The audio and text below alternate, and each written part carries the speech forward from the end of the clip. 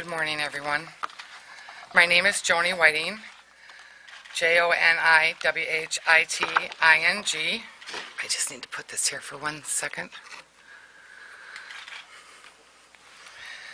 And I appreciate the opportunity to be here today so I can share my story, my family's story. More specifically here, I am here to tell you the story of my daughter Stephanie, a hard worker, loving wife, and amazing mother of 3. In June of 2000, Stephanie was diagnosed with melanoma skin cancer on her face, a mole that had developed during her 3rd pregnancy. The next 2 years were filled with experimental therapies and endless surgeries, as they cut her face off 1 inch at a time, until there was nothing left to cut. The pain she was experiencing was unimaginable, and the nausea was so severe that it became difficult for her to eat. That was when a doctor at the hospital pulled me aside and told me that Stephanie might benefit from using marijuana. At the time, we didn't consider it an acceptable option. I was strongly opposed to the use of marijuana, and my home had always been drug-free. Moreover, the consequences associated with marijuana's illegal status were frightening. After Stephanie's 10th surgery, I'm on the wrong page, excuse me.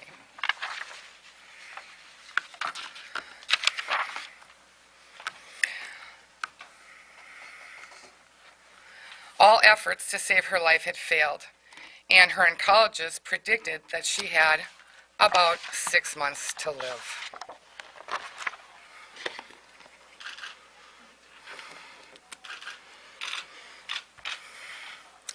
As her tumors continued to grow, her whole body was racked with continuous and uncontrollable pain.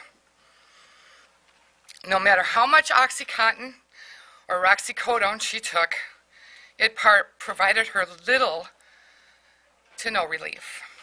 Extreme nausea was resulting in dangerously rapid weight loss, and anti-nausea medications, including Marinol, a synthetic form of THC, one of the active chemicals in marijuana, simply did not work.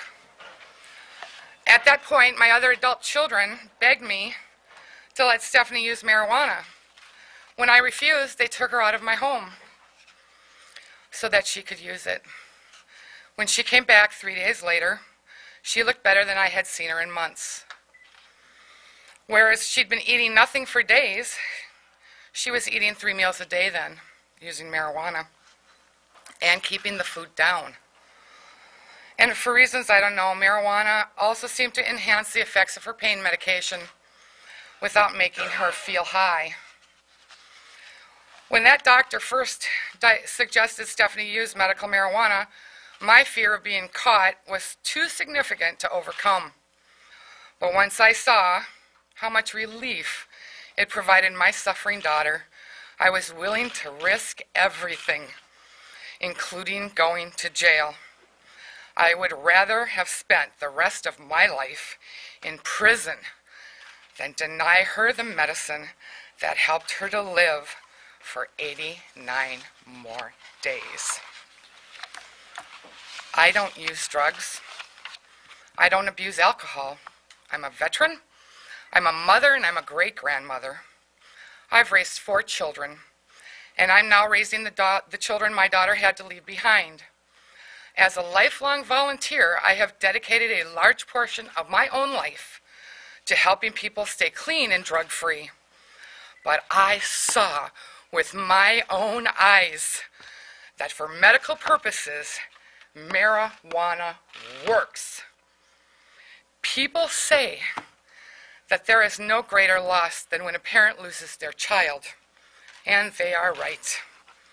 I lost my mother 3 weeks after my daughter, and my husband 6 months after my mother. Neither of them used marijuana because they didn't need it. At this point, nothing can be done for me, and nothing can be done for my daughter. But there is something that can be done for those families across Minnesota that are currently dealing with similar situations. We need merely to open our eyes and see their pain, even if it isn't as obvious as in Stephanie's case. They deserve compassion, dignity, and honor. And that is what this bill will provide. I thank you. Thank you for having me. Thank you. Concerns about law enforcement and those types of things standing in the way. Is that frustrating to you as a parent? Very much so. And it makes me want to talk to them in person. It makes me want to show them the picture of my daughter and ask them, do they even have any idea what kind of pain we're talking about that helps the people that suffer from these diseases? They have no idea. My daughter wore her pain on her face, as you saw. But when you cover it up, nobody sees how bad it is. It's bad. I've actually spoken to a number of law enforcement officers. Last time I testified was for the Justice Committee, and they had a lot of police officers there and a lot of commissioner people that are in high places in law enforcement. And to my face, they all said, we wouldn't have arrested you. But they shouldn't have arrested anybody that's in my shoes or my daughter's shoes. What would you say to the governor if you had a chance to talk to him about his concerns about law enforcement? I say he's the governor and that he should lead. That's what I say. I say that it's his responsibility to lead, and then it's law enforcement's responsibility to do what he says. And if I don't see any difference between my doctor or my daughter's doctor prescribing me cocaine through oxycodone than cannabis, that someone can use. If it helps them, it helps them. We had no idea. She got Marinol. My daughter got Marinol. It's THC. And it did absolutely nothing for my daughter. It was only from her smoking it that it released some chemical that helped her. And it did keep her alive for another 89 days. It helped her to be able to eat for 89 more days. Munchies, I don't know what you want to call it. But it worked. And I stand before you to give you that testimony. It worked. And we should not be denying it to anybody.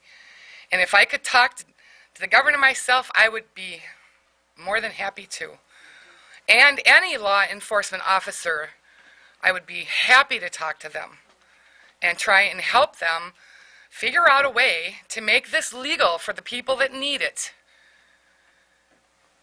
That's just where I'm at. Thank you, sir.